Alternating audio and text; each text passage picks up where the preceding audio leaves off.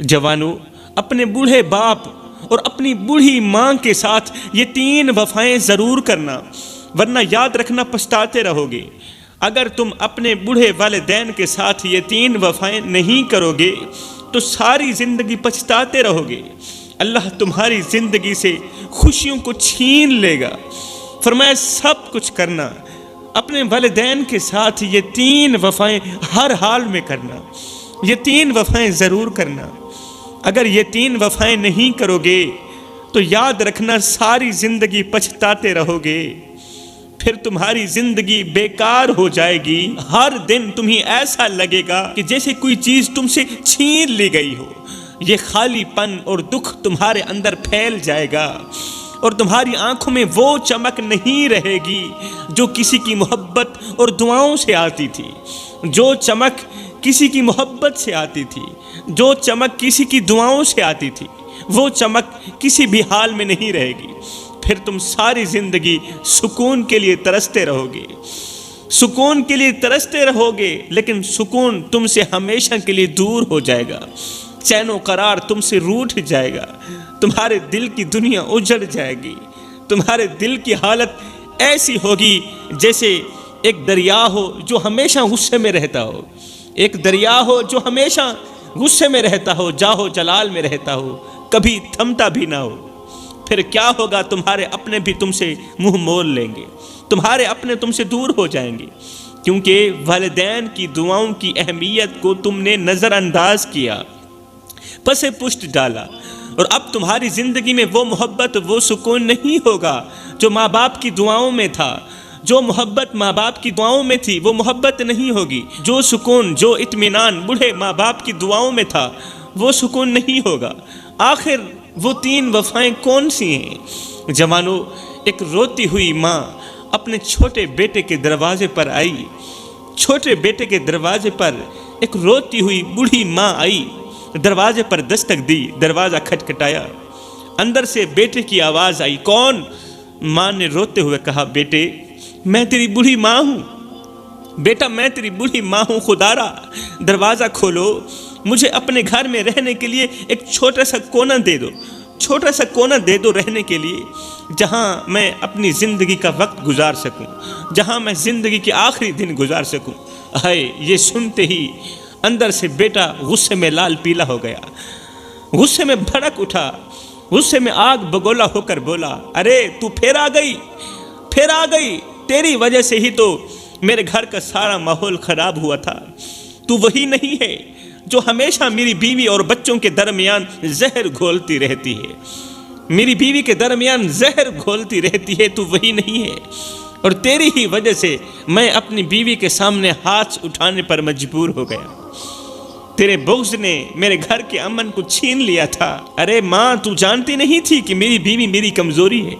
تو ہمیشہ میری بیوی کے پیچھے چغلی کرتی اور میرے بچوں کی غیبت کرتی رہتی تھی۔ تیرے ان کرتوتوں کی وجہ سے، تیرے ان برے کاموں کی وجہ سے میں نے تجھے دھکے دے کر گھر سے باہر نکال دیا تھا۔ صرف میں ہی تو تیرا بیٹا نہیں، باقی سب مر گئے ہیں، باقی سب چلے تو نہیں گئے، باقی سب مر تو نہیں گئے، بس انہی کے پاس چلے جاؤ، میری جان چھوڑ دو۔ ایک بار میں نے تجھے دھکے دے کر گھر سے باہر نکالا تھا، تو بڑے بیٹے کے پاس چلی گئی تھی، پھر تو مڑ کر آ گئی اور میری جان کیوں نہیں چھوڑ رہی؟ جوانو، جب بیٹے نے دروازے پر کھڑی اپنی بوڑھی اور کمزور ماں کو یہ جملے بولے ہوں گے تو ماں کا دل کتنی شدید تکلیف میں ڈوبا ہوگا، کتنی سخت تکلیف میں ڈوبا ہوگا۔ وہ دل جس نے اپنے بچے کو سینے سے لگایا تھا، آج اسی بچے کے منہ سے ایسے کلمات سنے ہوں گے ماں نے جو کسی بھی ماں کی برداشت سے باہر ہو۔ جب ماں نے بیٹے کے یہ جملے سنے ہوں گے تو اس کی آنکھیں کتنی روئی ہوں گی۔ اس وقت ماں نے اللہ کے سامنے رو کر کیا کہا ہوگا؟ کون سا شکوہ پیش کیا ہوگا؟ کون سی شکایت پیش کی ہوگی؟ وہ اللہ کے حضور بیٹے کے حق میں دعا کر رہی ہوگی یا پھر بیٹے کے حق میں بد دعا دے رہی ہوگی؟ باہر دروازے پر کھڑی ماں نے روتے ہوئے آنکھوں سے آنسو پونچھتے ہوئے کہا، بیٹے تو میرا بیٹا ہے، تو ہی تو میرا بیٹا ہے، میں نے تجھے بڑی محبت سے پالا ہے، تیرے لیے اپنی خوشیاں قربان کی، تیرے دکھوں کو اپنے دکھ سمجھے، تیرے درد کو اپنے دل کا درد سمجھا۔ بیٹا اگر باقی بیٹوں نے میری عزت کا لحاظ نہیں رکھا، اگر باقی بیٹوں نے میری محبت کا لحاظ نہیں رکھا تو وہ ان کا اپنا عمل ہے، وہ ان کا اپنا فعل ہے، لیکن تو تو میرا پیارا بیٹا ہے، تو مجھ سے وفا کرنا۔ ہائے بیٹے میں اس وقت لاوارث ہوں، میرے بیٹے میں اس وقت بے بس ہوں، لاوارث ہوں، خدارا میں لاوارث اور بے سہارا، ماں کو سہارا دے دو نا۔ بیٹا میری آنکھوں میں آنسو ہیں اور دل میں بے بسی ہے، لیکن میں رو کر اللہ کے سامنے فریاد بھی نہیں کر سکتی۔ میں اس وقت بہت دکھی ہوں میرے بیٹے، میں بے بس بھی ہوں، لیکن میں کیا کروں، رو کر اللہ کے سامنے فریاد بھی نہیں کر سکتی۔ کیوں نہیں کر سکتی؟ اس لیے کہ کہیں میری بد دعا کے بدلے میرے بیٹوں پر اللہ کا عذاب نہ آ جائے۔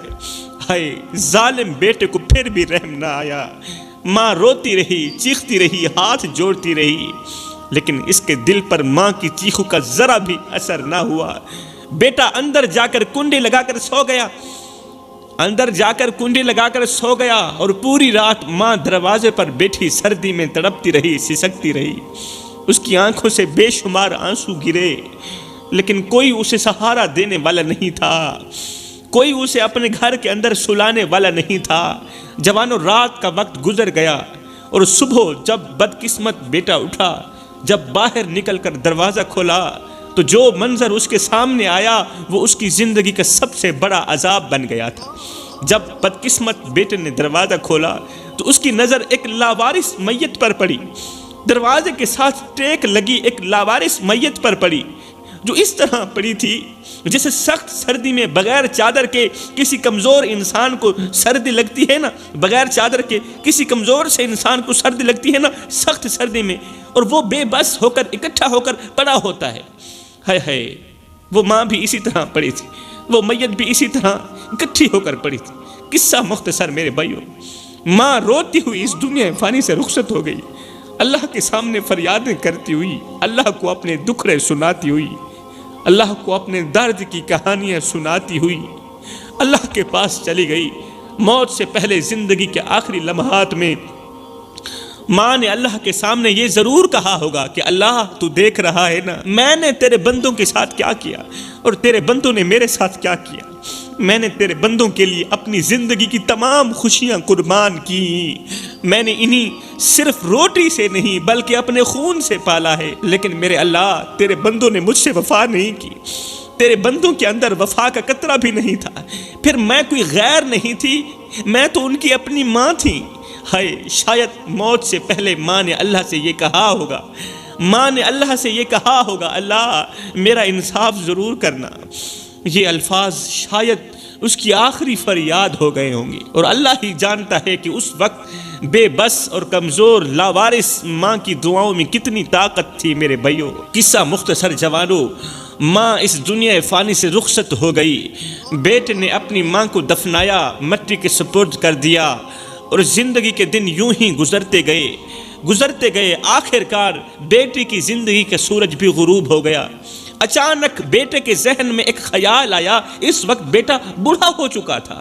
بیٹے کے ذہن میں خیال آیا، ارے یہ تو وہی جگہ ہے جہاں میری ماں کی جان نکلی تھی، ارے یہ تو وہی جگہ ہے جس پر پڑے آج میں سسکیاں لے رہا ہوں، یہ وہی جگہ نہیں ہے جہاں پر میری ماں نے آخری سانسیں لی تھی، اور آج میں بھی اسی جگہ پر پڑا ہوں، آج میں بھی اسی جگہ پر سردی میں سسک رہا ہوں جس جگہ پر میری ماں کی روح نے مجھے آخری مرتبہ بد دعا دی تھی۔ ہائے اب بیٹے کو یقین ہو گیا تھا کہ جیسی کرنی ویسی بھرنی، جیسی کرنی ویسی بھرنی، اس لیے کہ اللہ کا ترازو صرف انصاف ہی تولتا ہے۔ جس طرح اس نے اپنی ماں کو دھکے دے کر گھر سے باہر نکال دیا تھا، اسی طرح آج اس کی اولاد نے بھی اسے دھکے دے کر گھر سے باہر نکال دیا۔ پوری رات فریادیں کرتا رہا، بیٹے دروازہ کھولو، دروازہ کھولنے کی فریادیں کرتا رہا۔ جس طرح ماں فریادیں کرتی رہی تھیں، ماں روتی رہی تھیں، اسی طرح آج یہ بھی اولاد سے بھیک مانگ رہا ہے، فریادیں کر رہا ہے، بیٹے دروازہ کھولو، گھر کے ایک کونے پر مجھے رہنے کے لیے جگہ دے دو۔ لیکن اس بدبخت کی اولاد نے دروازہ نہ کھولا۔ یہ باپ کمزور تھا، کہیں جا نہیں سکتا تھا، چل نہیں سکتا تھا، اور آج اسی جگہ پر پڑا ہے، اپنی آخری سانسیں لے رہا ہے جس جگہ پر بوڑھی ماں پڑی رہی تھی، اور وہیں پڑے سردی کے اندر ہی مر گئی تھی۔ سردی میں سسک سسک کر جس جگہ پر ماں کی جان نکلی تھی، آج اس کم بخت کی بھی اسی جگہ پر سردی میں سسکتے سسکتے جان نکل گئی، اس لیے کہ اللہ کا ترازو صرف انصاف ہی تولتا ہے۔ جوانوں، سب کچھ کرنا، اپنے والدین کے ساتھ یہ 3 وفائیں ضرور کرنا۔ خدا را میرے بھائیوں، یہ 3 وفائیں ضرور کرنا۔ پہلی وفا جو تمہیں اپنے ماں باپ کے ساتھ کرنی ہے وہ ہے محبت۔ یہ محبت صرف زبان سے نہیں بلکہ عمل سے بھی ظاہر ہونی چاہیے۔ جب تم اپنے والدین کے ساتھ محبت کا سلوک کرو گے تو تمہیں خود ایک سکون اور خوشی محسوس ہوگی جو دنیا کی کسی دولت سے نہیں مل سکتی۔ وہ خوشی تمہیں اللہ دے گا۔ یہ محبت وہ چیز ہے، والدین کو دی گئی یہ محبت وہ چیز ہے جو تمہاری زندگی میں روشنیاں بھریں گی، جو تمہاری زندگی میں انقلاب لائے گی۔ یہ وہ محبت ہے جو تمہاری ہر ایک دعا قبول کرے گی، ہر ایک دعا قبولیت کے دروازے تک لے جائے گی۔ یہ وہ محبت ہے کہ تم بیٹھے زمین پر ہوگے، تمہارا تذکرہ عرش بری پہ ہو رہا ہوگا۔ یہ وہ محبت ہے جو تمہیں اللہ کا محبوب بنا دے گی۔ یہ وہ محبت ہے جو تمہارے لیے رحمت کے دروازے کھول دے گی۔ یہ وہ محبت ہے جو مرنے کے بعد، موت کے بعد، قیامت کے دن جنت کے تمام دروازے تمہارے لیے کھول کے رکھ دے گی۔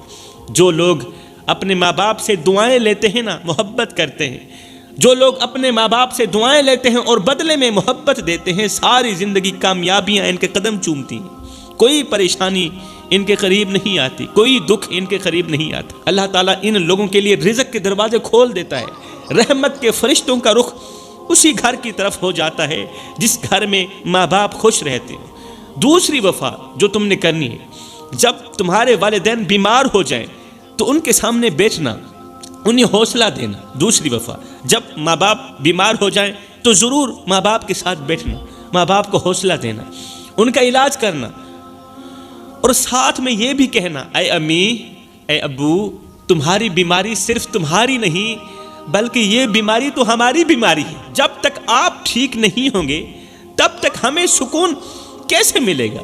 تب تک ہمیں سکون کی سانس کیسے نصیب ہوں گی؟ اے امی، اے ابو، ہمیں تمہاری اشد ضرورت ہے، اور ہم تمہاری ہر تکلیف کو اپنی تکلیف سمجھتے ہیں، ہم تمہارے بخار کو اپنا بخار سمجھتے ہیں، ہم تمہارے دردوں کو اپنے درد سمجھتے ہیں۔ اے جب ایک بیٹا اپنے باپ کو یہ جملہ کہتا ہے نا کہ ابو مجھے تمہاری اشد ضرورت ہے، تمہیں ہر حال میں کچھ نہیں ہونا چاہیے، تو باپ کی آدھی تکلیف تو یہ جملہ سنتے ہی ختم ہو جاتی۔ جب ایک بیٹا کہتا ہے ابو تیری بیماری نہیں، وہ تو میری بیماری ہے، جب باپ بیٹے کے منہ سے یہ جملہ سنتا ہے تو باپ کی آدھی تکلیف ختم ہو جاتی ہے۔ اللہ اکبر، یقین ہو جاتا ہے، باپ کو یقین ہو جاتا ہے کہ جب ہماری اولاد ہمارے ساتھ کھڑی ہے تو ہمیں دنیا کی کوئی بھی طاقت شکست نہیں دے سکتی۔ جب کوئی بڑی سی بڑی طاقت شکست نہیں دے سکتی تو یہ بیماریاں تو کچھ بھی نہیں ہیں۔ کیوں؟ اس لیے کہ اولاد ہمارے ساتھ کھڑی ہے۔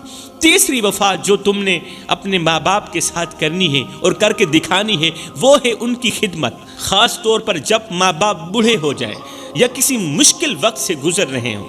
یہ خدمت صرف ان کی ضروریات پوری کرنے تک محدود نہیں ہونی چاہیے کہ ماں باپ کی ضروریات پوری کر رہے ہیں، پیسے دے رہے ہیں، خرچہ دے رہے ہیں، بس ہو گیا کام۔ نہیں، بلکہ ان کے جذبات کا بھی خیال رکھنا چاہیے، خدمت بھی کرنی چاہیے، ان کی محبت کا بھی خیال رکھنا چاہیے، ان کے جذبات کا بھی خیال رکھنا چاہیے۔ جب تمہارے والدین کا جسم کمزور ہو جائے، جب وہ چل پھر نہیں سکتے یا کسی تکلیف میں مبتلا ہوں تو تمہیں ان کے ساتھ اور زیادہ وقت گزارنا چاہیے، ان کے آس پاس رہنا چاہیے اور ان کی ہر ضرورت کا خیال رکھنا چاہیے۔ حضرت سیدنا علی المرتضیٰ شیر خدا کرم اللہ وجہ الکریم نے فرمایا، زندگی میں کبھی فرصت ملے تو اپنے بوڑھے والدین کے ساتھ بیٹھ جایا کرو، ان سے ان کا حال چال پوچھ لیا کرو۔ زندگی میں جب فرصت ملے، آپ جانتے تھے نا کہ ان کے پاس تو مرنے کا وقت بھی نہیں ہوگا۔ آج کل یہ بات مشہور ہے، ہمارے ارد گرد کے کافی لوگ کہتے ہیں جی ہمارے پاس تو مرنے کا وقت بھی نہیں ہے۔ آپ کے لیے وقت کہاں سے لے کر آئیں؟ آپ کے پاس کیسے آ سکتے ہیں؟ آپ کے کام کیسے آ سکتے ہیں؟ ہمارے پاس تو وقت ہی نہیں ہے، ہمارے پاس تو مرنے کا وقت ہی نہیں۔ یہ جملہ ہمیں اکثر سننے کو ملتا ہے۔ تو سیدنا علی المرتضیٰ شیر خدا جانتے تھے کہ ان نادانوں کے پاس وقت نہیں ہوگا، اس لیے آپ نے پہلے ہی فرما دیا تھا زندگی میں کبھی فرصت ملے تو، کبھی وقت ملے تو اپنی زندگی کے قیمتی وقتوں میں سے تھوڑا سا وقت نکال کے اپنے بوڑھے والدین کے ساتھ بیٹھ جایا کرو، ان سے ان کا حال چال پوچھ لیا کرو، ان کے دکھ سن لیا کرو، ان کے درد سن لیا کرو، ان کے پیر دبا لیا کرو، ان کا سر دبا لیا کرو، ان کے دکھوں کو اپنے دکھ سمجھ لیا کرو، جب یہ بیمار ہو جائیں تو ان کا علاج کرا لیا کرو، اس لیے کہ بوڑھے والدین کے ساتھ گزرا وقت کل قیامت کے دن تمہاری بخشش کا ذریعہ بنے گا۔ بوڑھے والدین کی گئی نوکری، بوڑھے والدین کی گئی خدمت قیامت کے دن تمہاری بخشش کا ذریعہ بنے گی۔ بوڑھے والدین کے ساتھ کی گئی محبت کل قیامت کے دن تمہیں جہنم کی آگ سے بچائے گی، تمہیں جنت میں لے جانے کا ذریعہ بنے گی۔ میرے رسول کریم صلی اللہ علیہ وسلم نے فرمایا کاش میں محمد کی ماں زندہ ہوتی، کاش میں محمد کی ماں زندہ ہوتی، میں نماز میں اللہ کے حضور کھڑا ہوتا، میں نماز میں کھڑا ہوتا اور میری ماں پیچھے سے آواز دیتی، اور بیٹے محمد، میں نماز چھوڑ کر دوڑ کر ماں کے پاس چلا جاتا اور دنیا والوں کو بتاتا کہ ماں کی عظمت کیا ہوتی ہے۔ تو فرمایا سب کچھ کرنا، والدین کے ساتھ یہ 3 وفائیں ضرور کرنا، تم دنیا میں بھی کامیاب ہو جاؤ گے، آخرت میں بھی کامیاب ہو جاؤ۔ مدینہ منورہ کی گلیوں میں ایک نابینا شخص رہتا تھا، وہ یہودی تھا، نابینا بھی تھا۔ وہ دن رات رسول کریم صلی اللہ علیہ وآلہ وسلم کے خلاف لوگوں کو بھڑکاتا رہتا تھا، وہ آپ کے بارے میں جھوٹی باتیں پھیلاتا۔ وہ نابینا شخص لوگوں کو کہتا کہ محمد اس طرح کا ہے، محمد اس طرح کا ہے، وغیرہ وغیرہ، اور ساتھ میں کہتا کہ محمد کی باتوں پر کبھی بھی یقین مت کرنا۔ وہ نابینا تھا، آنکھیں کام نہیں کرتی تھیں، یہودی بھی تھا، اور ہر وقت لوگوں کو رسول کریم صلی اللہ علیہ وسلم کے خلاف بھڑکاتا رہتا تھا۔ اب آگے سنیں، آپ حیران رہ جائیں گے، آگے سنیں، آپ کا سینہ ٹھنڈا ہو جائے گا، سینے میں ٹھنڈ پڑ جائے گی، اور پھر آپ آقا کریم کے امتی ہونے پر فخر محسوس کریں گے انشاءاللہ۔ ایک بار یہ واقعہ دل کے کانوں سے سنیں۔ مدینہ منورہ کی گلیوں میں ایک نابینا شخص رہتا تھا، یہودی تھا، وہ دن رات رسول کریم صلی اللہ علیہ وسلم کے خلاف لوگوں کو بھڑکاتا رہتا تھا، آپ کے بارے میں جھوٹی باتیں پھیلاتا رہتا تھا۔ اب صحابہ کرام اکثر اس شخص کی باتوں پر غصے میں آ جاتے تھے، آپ غصہ کرتے، لیکن رسول کریم صلی اللہ علیہ وسلم صحابہ کرام کو ہمیشہ صبر کی تلقین کرتے۔ اب وہ شخص، یہودی شخص، رسول کریم صلی اللہ علیہ وسلم کے خلاف باتیں کرتا، صحابہ سے برداشت نہیں ہو پاتا تھا، صحابہ برداشت نہیں کر سکتے تھے۔ اللہ اکبر، جب صحابہ کرام اس شخص پر غصہ کرتے، اسے مارنے پہ تیار ہو جاتے، تب رسول کریم صلی اللہ علیہ وسلم صحابہ کرام کو صبر کی تلقین کرتے۔ صبر کی تلقین سنتے ہی صحابہ کرام خاموش ہو جاتے، صحابہ کرام چپ ہو جاتے۔ اب حیرت کی بات یہ تھی کہ رسول کریم صلی اللہ علیہ وسلم روزانہ اس نابینا شخص کے پاس کھانا لے کر جاتے۔ وہ نابینا شخص ایک تو یہودی تھا، دوسرا نابینا، تیسرا لاوارث بھی تھا۔ اس کے اپنے تو تھے مگر اس کے ہمدرد نہیں تھے، اس کے اپنے تو تھے مگر اس کی کوئی دیکھ بھال نہیں کرتا تھا۔ حیرت کی بات یہ تھی کہ رسول کریم صلی اللہ علیہ وسلم روزانہ اس نابینا شخص کے پاس کھانا لے کر جاتے۔ وہ نابینا شخص جو رسول کریم صلی اللہ علیہ وسلم کے خلاف لوگوں کو بھڑکاتا تھا، کہتا تھا کسی بھی حال میں تمہیں محمد کی باتوں پر یقین نہیں کرنا چاہیے، محمد کی باتیں نہیں ماننی چاہیے۔ اسی نابینا کے لیے میرے رسول کریم روزانہ اپنے گھر سے کھانا اٹھاتے، کھانا لے کر جاتے اور اپنے ہاتھوں سے اسے کھانا کھلاتے۔ اس نابینا شخص کو میرے آقا کریم اپنے ہاتھوں سے کھانا کھلاتے۔ رسول کریم نے کبھی بھی نہیں فرمایا تھا کہ بھائی میں تمہیں روزانہ کھانا کھلاتا ہوں اور اپنے گھر سے کھانا لے کر آتا ہوں، روزانہ تیری بھوک مٹاتا ہوں، وقت نکال کر آتا ہوں، یار ٹائم لگتا ہے، اور تم بدلے میں میری شکر گزاری کرنے کے بجائے لوگوں کو میرے خلاف بھڑکاتے ہو۔ رسول کریم نے کبھی بھی نہیں فرمایا تھا۔ پتہ تھا رسول کریم کو کہ یہ مجھے گالیاں دیتا ہے، اور جب رسول کریم صلی اللہ علیہ وسلم اسے کھانا کھلا رہے ہوتے تھے تو اس وقت بھی وہ شخص کہتا تھا کہ یہاں جادوگر رہتا ہے، تو جادوگر کے بارے میں جانتا ہے؟ اس کا نام محمد ہے، وہ جادوگر ہے، کبھی بھی اس کی باتوں پر نہ آنا، وہ تمہیں خوب ورغلائے گا، اپنے دین پر لانے کی کوشش کرے گا، مگر کبھی بھی اس کی بے تکی باتوں پر نہ آنا۔ اس طرح کی رسول کریم کو باتیں کہتا، اور میرے رسول کریم صلی اللہ علیہ وسلم نے کبھی بھی اس شخص کو نہیں فرمایا تھا کہ بھائی میں تمہیں روزانہ کھانا کھلاتا ہوں اور گھر سے کھانا لے کر آتا ہوں، اور تم بدلے میں میری شکر گزاری کرنے کے بجائے لوگوں کو میرے خلاف بھڑکاتے ہو۔ یار یہ کوئی اچھا کام تو نہیں ہے، رسول کریم نے کبھی بھی نہیں کہا تھا۔ اب اس نبینہ شخص کو بھی کبھی معلوم نہ ہوا کہ یہ شخص کون ہے جو روزانہ اپنے گھر سے کھانا لے کر آتا ہے اور آ کر اپنے ہاتھوں سے مجھے کھانا کھلاتا ہے، مجھے کھانا کھلاتے وقت کپڑے سے میرا منہ بھی صاف کرتا ہے اور جاتے وقت میرے ہاتھ بھی صاف کر کے جاتا ہے۔ ہائے، وقت گزرتا گیا، دن گزرتے گئے، اور اللہ کے حکم سے میرے رسول کریم صلی اللہ علیہ وآلہ وسلم کا وصال ہو گیا۔ آپ اس دنیا فانی سے رخصت ہو کر اگلی نا ختم ہونے والی دنیا میں چلے گئے۔ رسول کریم کا وصال ہو گیا۔ جب آپ کا وصال مبارک ہوا تو اس یہودی بوڑھے شخص نے بہت ہی زیادہ خوشی کا اظہار کیا، بہت ہی زیادہ خوشی منائی۔ اب کی بار وہ کہتا، لوگو تمہیں مبارک ہو، وہ شخص چلا گیا جو اپنا نیا دین لے کر آتا تھا اور تمہیں ورغلاتا تھا۔ خیر، رسول کریم صلی اللہ علیہ وسلم کے بعد حضرت سیدنا ابو بکر صدیق رضی اللہ تعالی عنہ نے خلافت سنبھالی۔ ایک دن حضرت سیدنا ابو بکر صدیق رضی اللہ تعالی عنہ نے حضرت سیدنا عمر فاروق رضی اللہ تعالی عنہ سے کہا کہ مجھے نبی کریم صلی اللہ علیہ وسلم کے وہ تمام کام دکھاؤ، وہ تمام کام دکھاؤ جو آپ روزانہ بڑے شوق سے کرتے تھے۔ ان تمام کاموں کے بارے میں بتاؤ نا جن کاموں کے بارے میں مجھے علم نہیں ہے، تاکہ میں ان کاموں کو آگے جاری رکھ سکوں جو میرے رسول کریم اپنی حیات مبارکہ میں کیا کرتے تھے، جن کاموں کا مجھے علم نہیں تھا۔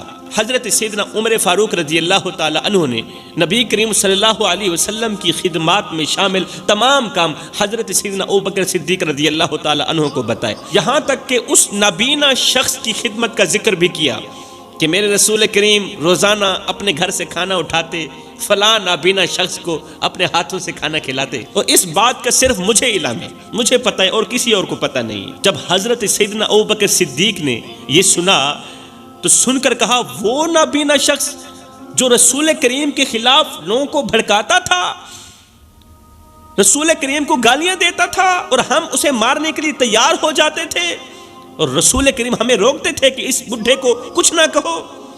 سیدنا عمر فاروق نے کہا، جی ہاں، اسی نابینا شخص کو میرے رسول کریم روزانہ کھانا کھلاتے تھے۔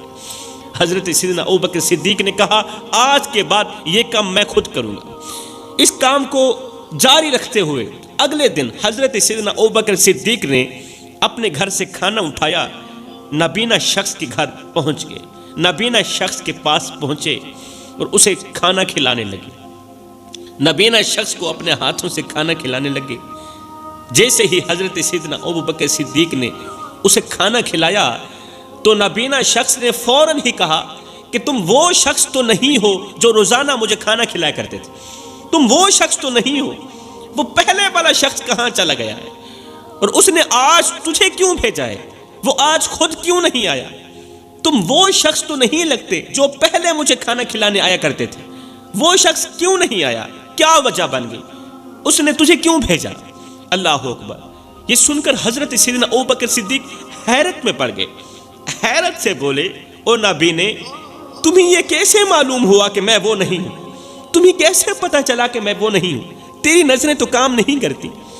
نابینا شخص نے کہا، جو شخص پہلے آتا تھا نا، وہ بڑی نرمی اور محبت سے مجھے کھانا کھلاتا تھا، جو آپ سے پہلے آتا تھا نا، وہ بڑی نرمی اور بڑی محبت سے مجھے کھانا کھلاتا تھا۔ اگر کوئی لقمہ بڑا ہوتا تو وہ اسے چھوٹا کر کے مجھے کھلاتا تھا، اور اگر کھانا سخت ہوتا تو وہ کھانے کو نرم کر کے میرے منہ میں ڈالتا تھا، میرے منہ میں رکھتا تھا۔ لیکن تمہارے اندر وہ چیز نہیں ہے جو پہلے والے شخص کے اندر تھی، تمہارے اندر وہ نرمی نہیں ہے جو پہلے والے شخص کے اندر تھی، اس لیے مجھے یقین ہو گیا ہے کہ تم پہلے والے شخص نہیں ہو۔ ہائے، نابینا شخص کی یہ بات سنتے ہی حضرت سیدنا ابو بکر صدیق رضی اللہ تعالی عنہ کی آنکھوں سے آنسو بہنے لگے۔ آپ نے لرزتی ہوئی آواز میں کہا، روتے ہوئے کہا، او نبینا شخص، وہ شخص جو پہلے تمہیں کھانا کھلانے آتا تھا، تمہیں پتہ ہے وہ کون تھا؟ کہا میں نہیں جانتا وہ کون تھا، پر جو بھی تھا بہت ہی اچھا انسان تھا، بہت ہی اچھا انسان تھا۔ یہ سنتے ہی سیدنا ابوبکر صدیق رو پڑے۔ روتے ہوئے آپ نے فرمایا، وہ کوئی عام نہیں تھا، وہ محمد مصطفیٰ تھا۔ اللہ اکبر۔ وہ کوئی عام نہیں تھا، وہ اللہ کا محبوب تھا۔ وہ کوئی عام نہیں تھا، وہ ابوبکر صدیق کا نبی تھا، ابوبکر کا سردار تھا۔ یہ سنتے ہی نبینا شخص کا جسم کانپنے لگا، اس کی آنکھوں سے آنسو بہنے لگے، اور وہ روتے ہوئے بولا، نبینا شخص روتے ہوئے بولا، وہی محمد جس کو میں دن رات برا بھلا کہتا رہا، وہی محمد جس کی میں غیبت کرتا رہا، جس پر جھوٹے الزام لگاتا رہا، لوگوں کی نظروں میں جسے میں برا بناتا رہا، کیا وہی شخص میری خدمت کرتا رہا؟ کیا وہی شخص اپنے ہاتھوں سے مجھے کھانا کھلاتا رہا؟ کیا وہی شخص کھانا کھلانے کے بعد میرا منہ بھی صاف کرتا تھا اور میرا ہاتھ بھی صاف کرتا تھا؟ ابوبکر صدیق نے روتے ہوئے کہا جی ہاں، وہی شخص روزانہ اپنے گھر سے کھانا لے کر آتا تھا اور تیری بھوک مٹاتا تھا، وہ اس دنیا فانی سے رخصت ہو گیا ہے۔ اس یہودی نے کہا، پھر جلدی کرو، میرے اوپر ایک چھوٹا سا احسان کر دو، جلدی کرو، مجھے کلمہ پڑھا کر مسلمان کر دو، مجھے کلمہ پڑھا کر مسلمان کر دو۔ مسلمان کرنے کے بعد پھر میں تمہیں ایک اور خاص بات بھی بتاؤں گا۔ جب میں مسلمان ہو جاؤں گا نا، پھر میں تمہیں ایک بات بتاؤں گا۔ سیدنا ابوبکر صدیق رضی اللہ تعالی عنہ نے اس بڈھے کو کلمہ پڑھایا، کلمہ پڑھا کر مسلمان کیا، پھر فرمایا بتاؤ کون سی بات ہے؟ اس یہودی نے کہا جب رسول کریم مجھے کھانا کھلاتے تو اس انداز میں کھلاتے، اس طرح کھلاتے جس طرح ایک ماں اپنے 3 دن کے بھوکے بیٹے کو کھانا بھی کھلاتی ہو اور نرمی سے پیار بھری محبت بھری باتیں بھی کرتی ہو۔ سبحان اللہ۔ وہ مجھے اس طرح کھانا کھلاتے تھے جس طرح ایک ماں اپنے 3 دن کے بھوکے بیٹے کو کھانا بھی کھلا رہی ہو اور نرمی سے پیار بھری محبت بھری باتیں بھی کر رہی ہو۔ اللہ اکبر۔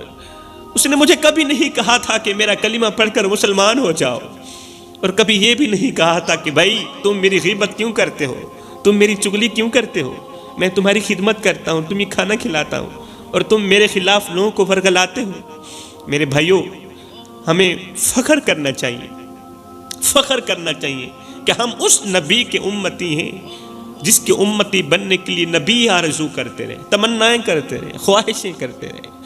اللہ اکبر۔ کوئی تو ہاتھ پھیلا کے کہہ رہا تھا ربنا وابعث فیہم رسولا، مالک آنکھیں بڑی ہو گئی ہیں، اب تو رسول بھیج بھی دے۔ اور بھائی ہم نے تو کوئی انتظار نہیں کیا، ہم نے تو کوئی آرزو نہیں کی، ہم نے تو کوئی تمنا نہیں کی، ہم نے تو کوئی خواہش نہیں کی، بس ماں کی شکم سے ماں کی گود میں آئے تھے، ابو جی گئے مؤذن کو بلا کر لائے، مؤذن نے آ کے ہمارے کان میں پھونکا دیا، او میاں مبارک ہو، تو عام بن کر نہیں آ رہا، تو محمد کا غلام بن کر آ رہا ہے۔ یہاں پر ایک اور رلا دینے والا واقعہ سنوں گا۔ ایک دن میرے رسول کریم صلی اللہ علیہ وآلہ وسلم مدینہ منورہ کی گلیوں سے گزر رہے تھے کہ آپ نے ایک یتیم بچے کو دیکھا جو ایک کونے پر بیٹھا ہوا رو رہا تھا۔ اس کے چہرے پر غم اور آنکھوں میں آنسو تھے، اس کے چہرے پر غم تھا، آنکھوں میں آنسو تھے۔ میرے رسول کریم صلی اللہ علیہ وسلم اس بچے کے قریب گئے، قریب جا کر بیٹھے، بچے کے سر پر شفقت بھرا ہاتھ رکھا اور نہایت ہی محبت سے پوچھا، بیٹے تم کیوں رو رہے ہو؟ بچے بتاؤ نا تم کیوں رو رہے ہو؟ روتے ہوئے بچے نے سر اٹھایا، آپ کی طرف دیکھ کر کہا، یا رسول اللہ میرے والد کا انتقال ہو گیا ہے، میرے باپ کا انتقال ہو گیا ہے، اب میرا کوئی نہیں رہا اس دنیا میں، میرے پاس کھانے کے لیے کچھ نہیں، پہننے کے لیے کپڑے نہیں، اور کھیلنے کے لیے کوئی ساتھی بھی نہیں میرا، میں یتیم اور لاوارث ہو چکا ہوں، میرا نہ تو بھائی ہے اور نہ ہی تو کوئی میری بہن ہے، ایک باپ کا سہارا تھا وہ بھی چلا گیا، اور میری ماں تو کب کی میرے ساتھ بے وفائی کر کے ہمیشہ کے لیے چلی گئی ہے۔ ہائے، بچے کی درد بھری باتیں سن کر میرے رسول کریم صلی اللہ علیہ وسلم کی آنکھوں میں آنسو آ گئے۔ آپ نے بچے کو سینے لگایا، سینے سے لگایا اور نہایت ہی پیار سے فرمایا، او بچے کیا تم پسند کرو گے کہ محمد تمہارا باپ بن جائے، عائشہ تمہاری ماں بن جائے اور فاطمہ تمہاری بہن بن جائے؟ اور میرے بچے کیا تم پسند کرو گے کہ محمد تمہارا باپ بن جائے، سبحان اللہ، عائشہ تمہاری ماں بن جائے اور فاطمہ تمہاری بہن بن جائے؟ بچے نے جب سنا تو حیرت سے آپ کی طرف دیکھا اور دیکھ کر کہا یا رسول اللہ اگر ایسا ہو گیا تو پھر مجھ سے بڑا خوش قسمت دنیا میں اور کوئی ہو ہی نہیں سکتا، مجھ سے بڑا خوش قسمت بچہ دنیا میں اور کوئی نہیں ہو سکتا۔ رسول کریم صلی اللہ علیہ وسلم اس بچے کو اپنے گھر لے گئے، نہ صرف اس کے آنسو پوچھے بلکہ اسے اپنے بچوں کی طرح محبت دی، اپنے بچوں کی طرح توجہ دی۔ میرے کریم آقا اسے اپنے ہاتھوں سے کھانا کھلایا کرتے تھے، نئے نئے کپڑے پہناتے تھے اور اس کا دل بہلانے کے لیے اس کے ساتھ کھیلا کرتے تھے، اس کے ساتھ وقت گزارا کرتے تھے۔ ہائے ہم میں سے کوئی ہے جو آقا کریم کے اس عمل کو اپنی زندگی کا معمول بنا لے؟ ہم تو وہ نادان ہیں کہ یتیم بچوں کے سروں پر شفقت بھرا ہاتھ رکھنے کے بجائے ان پر طرح طرح کے الزام لگاتے ہیں، یتیم بچوں پر طنز کرتے ہیں، ہم لوگ کہتے ہیں یہ بگڑے ہوئے بچے ہیں، ان کے ماں باپ ان کو تمیز نہیں دے سکے اور اب یہ ہاتھوں سے نکل چکے ہیں۔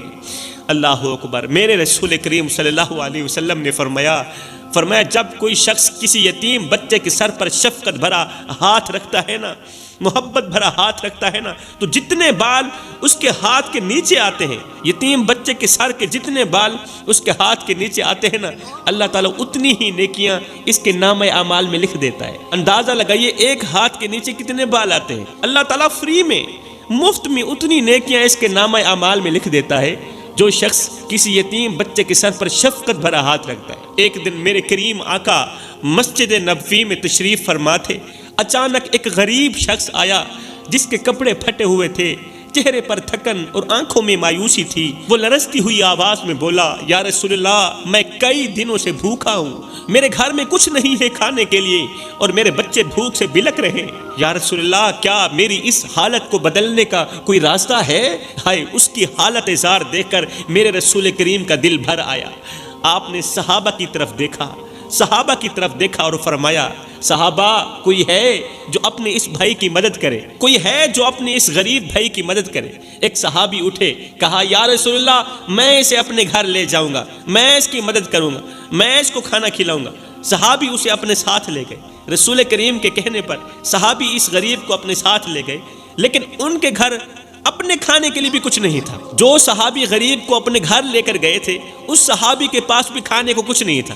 انہوں نے اپنی بیوی سے کہا کہ ہمارے گھر مہمان آیا ہے اور ہم جو تھوڑا سا کھانا بچا کر رکھے ہوئے ہیں وہ اس مہمان کو دے دیتے ہیں اور خود بچوں کو بہلا کر سلا دیتے ہیں، خود نہیں کھاتے اور بچوں کو بھی نہیں کھلاتے، آج کا کھانا مہمان کو ہی دے دیتے۔ اب بیوی نے کیا کیا، اس تھوڑے سے کھانے کو مہمان کے سامنے پیش کیا اور چراغ کو بجھا کر خود سو گئے تاکہ مہمان یہ نہ سمجھے کہ میزبان خود بھوکے سوئے ہوئے۔ مہمان نے پیٹ بھر کر کھانا کھایا اور میزبان خالی پیٹ سو گئے۔ اگلے دن جب رسول کریم صلی اللہ علیہ وسلم کے پاس وہ صحابی پہنچے جس نے رات کو مہمان کی خدمت کی تھی، خود بھوکے رہ کر مہمان کو کھانا کھلایا تھا، جب یہ صحابی رسول کریم صلی اللہ علیہ وسلم کے پاس پہنچے تو میرے کریم آقا مسکرانے لگے، فرمانے لگے اے صحابی رات کو جو تم نے کیا، رات کو جو تم نے عمل کیا وہ عمل میرا اللہ بھی دیکھ رہا تھا اور اس کے فرشتے بھی دیکھ رہے تھے۔ سبحان اللہ! اللہ تعالیٰ نے تمہارے اس عمل کو اتنا پسند کیا کہ تمہارے اس عمل کو اللہ نے فرشتوں کے سامنے بیان کیا۔ رات کو تو عرش پر تیرے چرچے ہو رہے تھے، خود اللہ کی ذات تیرے تذکرے بیان کر رہی تھی، خود اللہ کی ذات تیری تعریفیں کر رہی تھی۔ بھائی تیرے عمل نے تو میرے اللہ کو بہت زیادہ خوش کر دیا ہے۔ مطلب یہ کہ عبادت اس مقام تک نہیں پہنچاتی جہاں غریب کی خدمت پہنچاتی ہے۔ یہ نماز بھی پڑھتا تھا، قرآن بھی پڑھتا تھا، اللہ تعالیٰ نے فرشتوں کے سامنے کبھی اس کا ذکر نہیں کیا تھا، لیکن آج اس نے ایک بھوکے کو کھانا کھلایا ہے، غریب کی مدد کی ہے۔ یہ عمل میرے اللہ کو اتنا پسند آیا ہے کہ اللہ تعالیٰ نے فرشتوں کے سامنے اس کے تذکرے بیان کی، فرشتوں کے سامنے اس کی تعریف کی۔ اس کا مطلب یہ ہوا عبادت اس مقام تک نہیں پہنچاتی جہاں غریب کی خدمت پہنچاتی۔ ہم نے اپنے کپڑوں کو سنوارنے میں بڑی محنت کی، قیمتی سے قیمتی لباس پہنے، مہنگے سے مہنگے جوتے پہنے، ہم نے چہروں پر خوب محنت کی، آئینے کے سامنے کھڑے ہو کر گھنٹے گزار دیے تاکہ ہم اچھے نظر آئیں، دلکش اور خوبصورت نظر آئیں۔ بڑے بڑے الفاظ یاد کیے، بڑے بڑے ڈائلاگ یاد کیے، اس لیے کہ ہم دوسروں کو متاثر کر سکیں۔ لیکن افسوس، صد افسوس، ہم نے دل کی صفائی پر کبھی دھیان نہ دیا۔ دل کے اندر گندگی کے ڈھیر لگے رہے، ہمارا دل گندا رہا اور ہم غفلت میں ڈوبے رہے، ہم غفلت میں پڑے رہے۔ مجھے ایک بات بتاؤ میرے بھائیوں، اگر کسی گلاس میں ذرا سی غلاظت نظر آئے، تھوڑی سی غلاظت بھی نظر آئے، تو کیا آپ اس میں پانی پینے کے لیے تیار ہوں گے؟ ہم اس گلاس کے اندر پانی پینے کے لیے تیار ہوں گے؟ ایسے برتن سے دودھ پینا تو رہی دور کی بات، شہد پینا تو رہی دور کی بات، کوئی پانی پینا بھی گوارا نہیں کرے گا، کوئی بھی نہیں کرے گا پانی پینا گوارا، چاہے وہ گلاس دھل بھی کیوں نہ جائے، صاف بھی ہو جائے، دھل بھی جائے، پھر بھی ہمارا دل نہیں مانتا، ہماری طبیعت نہیں مانتی کہ اس گلاس سے پانی پئیں، کیونکہ ہم نے اپنی آنکھوں سے گلاس کے اندر گندگی کا ڈھیر دیکھا۔ اب گلاس میں تھوڑی سی گندگی لگی تھی میرے بھائیوں، گلاس میں تھوڑی سی گندگی لگی تھی میرے بھائیوں، تھوڑی سی گندگی لگی تھی، تم نے پانی پینا گوارا نہ کیا، گلاس کو اچھی طرح دھویا، خوب کر کے دھویا، دھونے کے بعد بھی تمہارا دل مطمئن نہ ہوا، لیکن دل جو آج بھی گندگی کے ڈھیر پر پڑا ہے، قیمتی دل جو آج بھی گندگی کے ڈھیر پر پڑا ہے، دل کو دھونے کے لیے آج کوئی بھی تیار نہیں ہے، اس دل کو پاک کرنے کے لیے آج کوئی بھی تیار نہیں ہے، جبکہ ظاہر کی صفائی سے زیادہ باطن کی صفائی ضروری ہوتی ہے۔ آپ پڑھے لکھے ہیں، سمجھدار ہیں ماشاءاللہ، آپ جانتے ہوں گے ظاہر کی صفائی سے زیادہ اندر کی صفائی ضروری ہوتی ہے، چمڑے کی صفائی سے زیادہ دل کی صفائی ضروری ہے میرے بھائیوں۔ مجھے بتاؤ، کیا رب کا نور ایسے دل میں جگہ بنا سکتا ہے جس دل میں نفرت ہو؟ اللہ کا نور ایسے دل میں جگہ بنا سکتا ہے جس دل میں نفرت ہو، حسد ہو، بغض ہو؟ ارے دل تو وہ جگہ ہے جہاں سکون اور رب کی محبت بستی ہے، دل تو وہ جگہ ہے جہاں مدینے والے کی محبت بستی ہے۔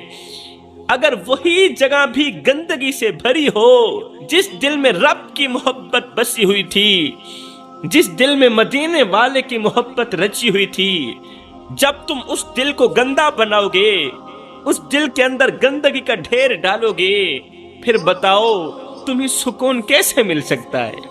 پھر تمہاری زندگی میں سکون کیسے آ سکتا ہے؟ پھر اس دل کے اندر سکون کیسے آئے گا؟ آج دنیا کا ہر انسان سکون کی تلاش میں بھاگ رہا ہے، چھوٹے سے لے کر بڑے تک، امیر سے لے کر غریب تک، ہر کوئی سکون کا طلبگار ہے، ہر کوئی سکون کے پیچھے بھاگ رہا ہے، بھاگتا جا رہا ہے۔ امیر کے پاس دولت کے انبار ہیں، دولت کی فراوانی ہے، دولت ہونے کے باوجود بھی امیر کا دل بے چین ہے، امیر کا دل بے قرار ہے، اور غریب بیچارہ اپنی محرومیوں کے ساتھ بھی بے سکون ہے، وہ بھی سکون ڈھونڈ رہا ہے۔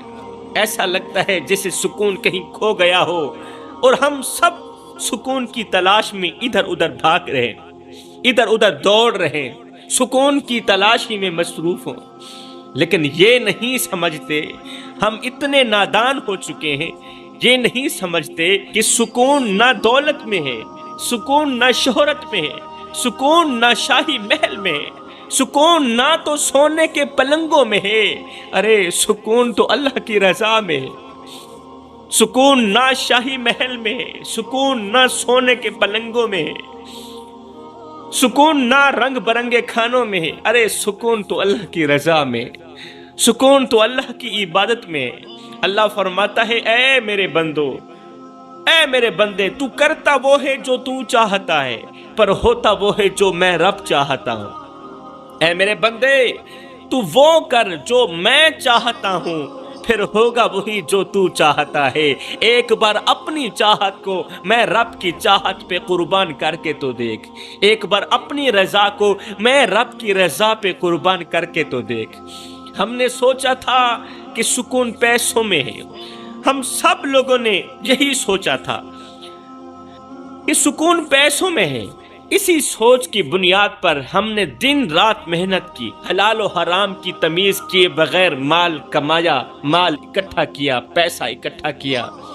جب پیسے کے انبار لگ گئے تو دل پھر بھی سکون نہ پا سکا۔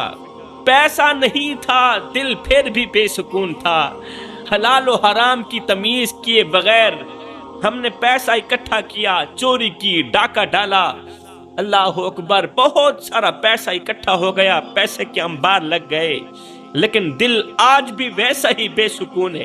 پھر کسی نے کہا اچھی گاڑی تمہیں ضرور سکون دے گی، اچھی گاڑی خرید لو، اچھی گاڑی ضرور تمہارے سکون کا ذریعہ بنے گی۔ ہم نے لاکھوں کروڑوں روپے خرچ کر کے ایک مہنگی گاڑی خریدی، گاڑی بھی آ گئی۔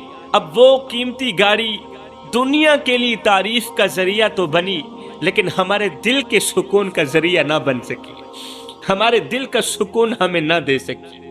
پھر کسی اجنبی نے کہا اچھے کپڑے پہننے سے تمہارا دل سکون محسوس کرے گا، اس طرح کرو، اچھا کپڑا پہنا کرو، لٹھے کا سوٹ پہنا کرو، قیمتی سے قیمتی کپڑا پہنو، اچھا جوتا پہنو۔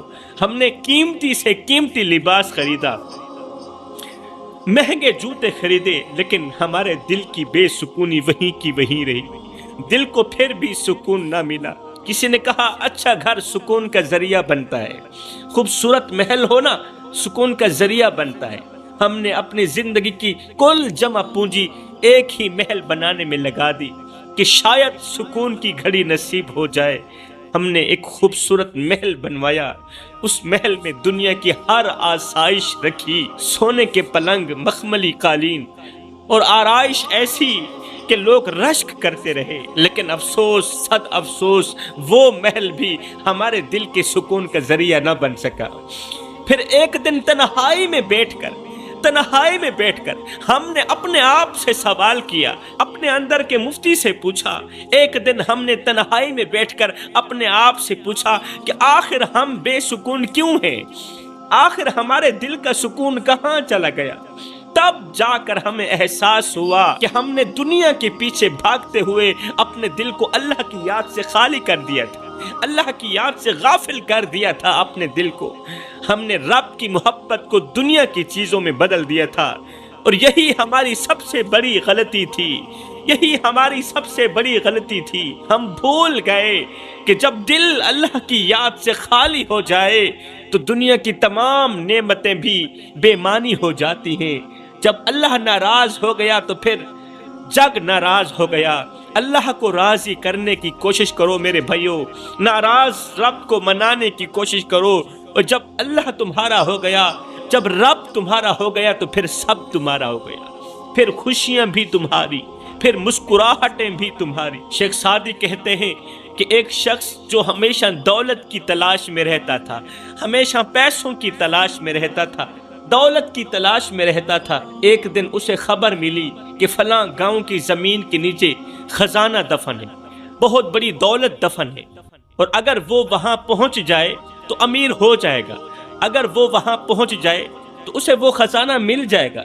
یہ شخص دن رات بھاگتا رہا، دنیا کا پجاری، پیسوں کا پجاری، دن رات بھاگتا رہا، لیکن وہاں تک جانے سے پہلے اس کی موت واقع ہو گئی۔ بھاگتے بھاگتے اس کی موت واقع ہو گئی، روح نکل گئی۔ جب لوگ اس کے جسم کو دیکھنے کے لیے پہنچے تو اس کے ہاتھ خالی تھے، اور ریت کے اوپر 2-4 جملے لکھے تھے۔ وہ جملے یہ تھے کہ کبھی بھی دنیا کے خزانے کے پیچھے مت بھاگنا، کبھی بھی دنیا کے پیچھے مت بھاگنا۔ سکون ان چیزوں میں نہیں جو باہر تلاش کی جائیں، ارے سکون تو وہ ہے جو دل کو اللہ کی محبت سے بھرا ہوا پائے۔ جو لوگ اپنا دل اللہ کی ذات کے ساتھ جوڑ دیتے ہیں نا، وہی لوگ دن رات سکون میں رہتے ہیں، ہر ایک لمحے سکون میں رہتے ہیں، کیونکہ سکون صرف اللہ کی یاد میں ہے۔ میرے بھائیوں سوچیں، ہوا جو ہمیں زندگی دیتی ہے. میں تمہیں ایک مثال دے رہا ہوں. ہوا جو ہمیں زندگی دیتی ہے نظر نہیں آتی. زندگی تو دیتی ہے، سکون تو دیتی ہے، مگر نظر نہیں آتی. نہ ہم اسے خرید سکتے ہوا کو، نہ ہم خرید سکتے، حالانکہ وہ ہمیں سکون دیتی ہے، نظر نہیں آتی اور ہم اسے خرید بھی نہیں سکتے. لیکن جب یہی ہوا کم ہو جائے یا بند ہو جائے تو دنیا کی کوئی چیز ہمیں سکون نہیں دے سکتی. یہ ہوا کم ہو جائے یا بند ہو جائے، چاہے ہم تخت پر بیٹھے ہوں یا خوبصورت محل میں رہ رہے ہوں، ہمیں سکون نہیں ملے گا، کیونکہ جب ہوا نہیں چلے گی تو سکون بھی نہیں ملے گا. سنو میرے بھائیو، سکون بھی ہوا کی طرح ہے. سکون بھی ہوا کی طرح ہے، نہ خریدا جا سکتا ہے اور نہ ہی چھینا جا سکتا ہے. یہ سکون صرف اللہ کی مرضی سے ملتا ہے. جس طرح ہوا اللہ کی مرضی سے چلتی ہے اور ہم سب کو سکون دیتی ہے، اسی طرح سکون بھی اللہ کی مرضی سے ہی ملتا ہے. دوسری مثال میں آپ کو دیتا چلوں آپ لوگوں کو سمجھانے کے لیے. مضبوط جڑوں والا درخت طوفان میں بھی کھڑا رہتا ہے اور کمزور جڑوں والا درخت ہلکی ہوا سے بھی گر جاتا ہے.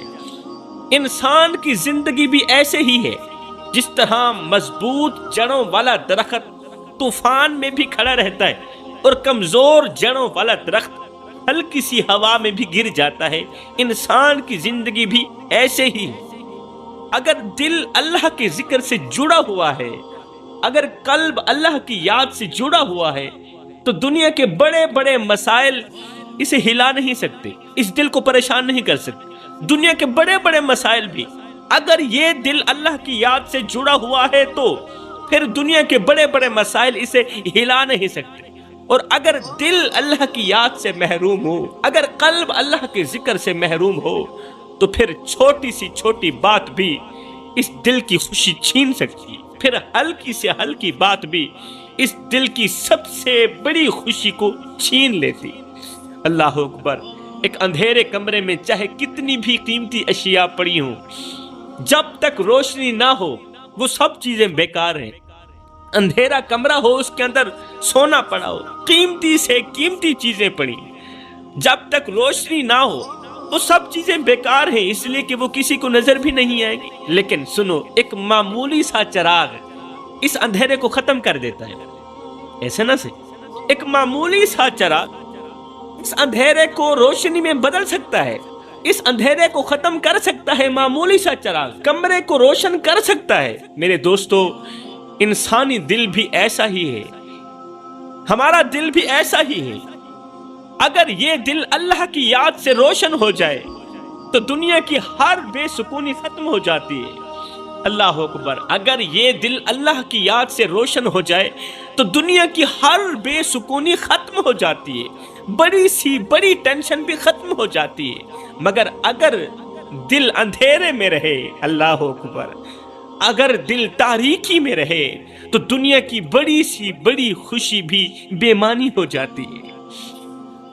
روشنی دل کی ہو یا کمرے کی، دونوں سکون کے لیے ضروری ہیں. روشنی کمرے کی بھی ضروری ہے، روشنی دل کی بھی ضروری ہے.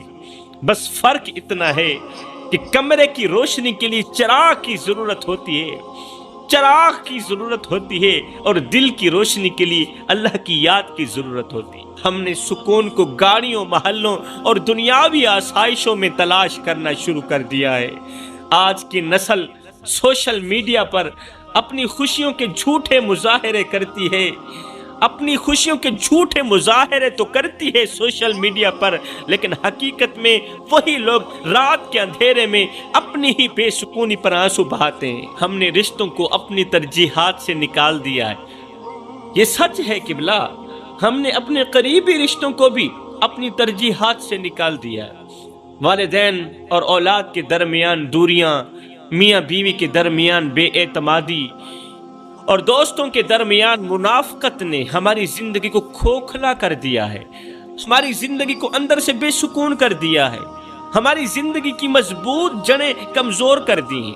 اس نفرت نے، اللہ اکبر، کسی نے کیا کہا تھا، زندگی اتنی مختصر ہے کہ جی بھر کر محبت کرنے کا وقت نہیں ملتا. اللہ جانے لوگ نفرتوں کا وقت کہاں سے لے کر آتے. ایک دکھی آدمی نے اپنے غریب دوست سے کہا کہ میرے پاس سب کچھ ہے لیکن سکون نہیں ہے، اور تیرے پاس کچھ بھی نہیں ہے پھر بھی تو سکون میں رہتا ہے، بتا تیرے سکون کا راز کیا ہے؟ غریب دوست نے مسکرا کر کہا، بھائی ایک وقت تھا میں بھی تیری طرح بے سکون تھا، میرے دل کا بوجھ بھی مجھے جینے نہیں دیتا تھا، پھر ایک دن میں نے اللہ کی پاک بارگاہ میں دعا کی، اس کے حضور رویا، گڑ گڑایا۔ دکھی انسان نے فوراً کہا، جلدی بتا جلدی بتا تو نے کہاں جا کر دعا کی تھی اور تیری دعا قبول ہوئی تھی؟ میں بھی وہاں جا کر دعا کرنا چاہتا ہوں۔ دوست نے سامنے ایک کچی سی مسجد کی طرف اشارہ کرتے ہوئے کہا، وہ جو چھوٹی سی مسجد ہے نا، وہی جگہ میری بے سکونی کا علاج بنی۔ اب یہ دکھی شخص بے اختیار مسجد کے اندر داخل ہوا، ننگے فرش پر بیٹھ کر اپنے رب کے سامنے سجدے میں گر پڑا، آنسوں کا سیلاب اس کی گانوں سے بہنے لگا۔ وہ اللہ کی پاک بارگاہ میں گڑ گڑاتا رہا، روتا رہا، اپنے دل کا سارا بوجھ بیان کرتا رہا۔ روتے روتے اس کے سینے کا بوجھ ہلکا ہو گیا۔ کچھ دیر بعد جب وہ مسجد سے باہر نکلا تو پھر بھی اس کی آنکھوں میں آنسو تھے۔ دوست نے کہا، اب بھی تو رو رہا ہے؟ مسکراتے ہوئے جواب دیا، بھائی یہ غم کے آنسو نہیں، یہ تو شکر کے آنسو ہیں، یہ غم کے آنسو نہیں ہیں، یہ پریشانیوں کے آنسو نہیں ہیں۔ پھر امیر دوست نے کچی مسجد کی طرف دیکھتے ہوئے کہا میں نے ہمیشہ سمجھا تھا کہ سکون محلوں میں ہے، سکون دولت میں ہے، لیکن آج میرے رب کی اس کچی سی مسجد نے مجھے وہ سکون دیا جو میرے سونے چاندی سے بھرے محل بھی نہ دے سکے، جو سکون سونے چاندی سے بھرے محل بھی نہ دے سکے وہ میرے خدا کی اس چھوٹی سی مسجد نے دے دیا۔ بے شک اللہ کی پاک بارگاہ میں جھکنے والا کبھی خالی ہاتھ نہیں لوٹتا، کوئی شک نہیں اس میں۔ ایک دکھی صحابی رسول اللہ صلی اللہ علیہ وسلم کے پاس آیا۔ صحابی کے چہرے پر غم اور دل کا بوجھ سامنے نظر آ رہا تھا، صحابی کے چہرے پر دکھوں کے آثار تھے۔ رسول کریم صلی اللہ علیہ وسلم کی خدمت میں حاضر ہوا۔ صحابی نے عرض کی، یا رسول اللہ، میں دنیا کی مصیبتوں سے تنگ آ چکا ہوں، میرا دل بے سکون ہے، میرا دل بے قرار ہے، اور میری زندگی بوجھ بن گئی ہے، میری زندگی بوجھ بن گئی ہے۔ رسول کریم صلی اللہ علیہ وسلم نے صحابی کی بات سنی اور محبت سے فرمایا، صحابی کیا تم جانتے ہو کہ یہ دنیا ایک مسافر کی سرائے ہے، دنیا تو ایک مسافر خانہ ہے، یہاں کے غم اور خوشیاں عارضی ہیں، ارے اصل زندگی تو آخرت کی زندگی ہے، یہاں سے تو ہم نے چلے جانا ہے، اگر پریشانیاں ٹینشنیں مصیبتیں آئی ہیں تو 2 دن کے لیے، ارے تیسرے دن تو ہم یہاں سے چلے جائیں گے۔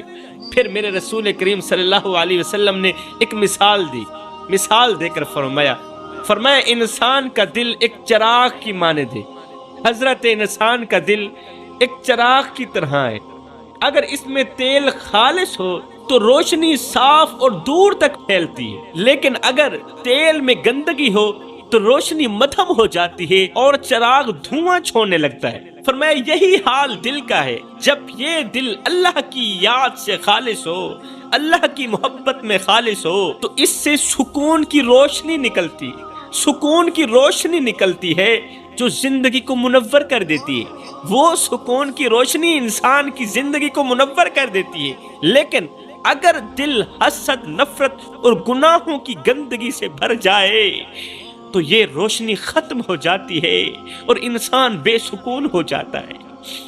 میرے رسول کریم نے فرمایا، جب تم پر دنیا کی تنگی بڑھ جائے تو اللہ کے سامنے جھک جاؤ، جو دل اللہ کے سامنے جھک جاتا ہے نا وہی دل سکون پاتا ہے۔ بڑے ہی ارمان کے ساتھ کہنا پڑ رہا ہے میرے بھائیوں کہ آج بہت سی خواتین مادی چیزوں کی دوڑ میں اس قدر مگن ہو گئی ہیں، اس قدر مگن ہو گئی ہیں کہ شوہر پر غیر ضروری دباؤ ڈالتی ہیں، شوہر کو پریشان کرتی ہیں، مہنگے لباس، قیمتی زیورات اور معاشرتی مقابلہ بازی کے چکر میں گھر کا سکون تباہ کر دیتی ہیں، برباد کر دیتی ہیں۔ بہت سی خواتین اپنی زندگی کی ترجیحات میں بچوں کی تربیت کو نظر انداز کر رہی ہیں، کیونکہ آج کل ان عورتوں کی توجہ زیادہ تر سوشل میڈیا، موبائل، فیس بک، ٹک ٹاک، غیر ضروری مصروفیات پر ہے۔ غیر ضروری مصروفیات پر ہے، جس کا نتیجہ یہ نکلتا ہے کہ بچے نافرمان اور بے سکون ہو جاتے ہیں۔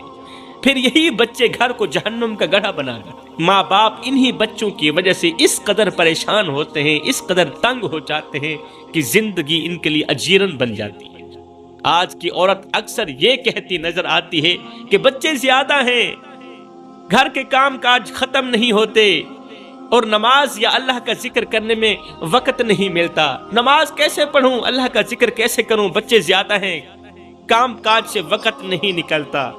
لیکن اگر ہم رسول کریم صلی اللہ علیہ وسلم کی پیاری بیٹی حضرت سیدہ فاطمہ الزہرا رضی اللہ تعالی عنہا کی زندگی کو دیکھیں، آپ کی مبارک زندگی کو دیکھیں، تو ہمیں اس بات کا احساس ہوگا کہ ہم اپنی مصروفیات کے بہانے ہی بنا رہے ہیں۔ ہمیں احساس ہوگا قسم اللہ پاک کہ ہم ان مصروفیات کے بہانے ہی بنا رہے ہیں۔ سنو، رسول کریم کی پیاری بیٹی گھر کے تمام کام خود کرتی تھی۔ حسن اور حسین جیسے جنت کے سرداروں کی تربیت بھی آپ کی ہی ذمہ تھی، اور علی المرتضیٰ شیر خدا کرم اللہ وجہ الکریم جیسے بہادر شوہر کی خدمت بھی خوب کرتی تھی، خوب خدمت کرتی تھی، پورا دن کام کرتی تھی۔ پورے دن کی تھکی ہاری سیدہ فاطمہ الزہرا جب سونے کا وقت آتا تھا تو بجائے بستر بچھانے کے جائے نماز بچھا کر اللہ کے حضور کھڑی ہو جاتی تھی۔ پوری رات عبادت کرتی تھی، پوری رات عبادت کرتی تھی۔ اتنے میں فجر کا وقت ہو جاتا تھا۔ جب فجر کی اذانیں سنتی تو رو کر کہتی، اللہ تیری راتیں اتنی چھوٹی ہیں کہ تیری بندی کا ذوق بندگی بھی پورا نہیں ہوتا، ابھی میرا ایک سجدہ ختم نہیں ہوتا، تیری رات ختم ہو جاتی ہے۔ آئیے ہم اپنے دلوں کو حضرت سیدہ فاطمہ الزہرا کی چوکھٹ پر لے چلیں۔ میری بہنوں، اپنے دلوں کو سیدہ فاطمہ الزہرا کی چوکھٹ پر لے چلو اور ان کی زندگی سے سیکھو کہ عبادت کے بغیر دنیا کی تھکن کبھی ختم نہیں ہو سکتی، عبادت کے بغیر تمہاری بے سکونی ختم نہیں ہو سکتی، اللہ کی یاد کے بغیر تمہارے دل کی بے قراری کبھی ختم ہو ہی نہیں سکتی۔ اللہ کی رضا میں ہی اصل سکون اور کامیابی ہے، نماز میں ہی اصل سکون اور کامیابی ہے، حق سچ بولنے میں ہی اصل سکون اور کامیابی ہے۔ جو اللہ سے جڑ جاتے ہیں نا، جو مدینے والے سے جڑ جاتے ہیں نا، پھر دنیا کی تھکن بھی، دنیا کی دشواریاں بھی ان کے لیے راحت بن جاتی ہیں۔ جو لوگ مدینے والے سے جڑ جاتے ہیں، جو لوگ اللہ کی یاد سے جڑ جاتے ہیں، پھر دنیا کی تھکن بھی ان کے لیے راحت بن جاتی ہے، ان کے لیے سکون بن جاتی ہے۔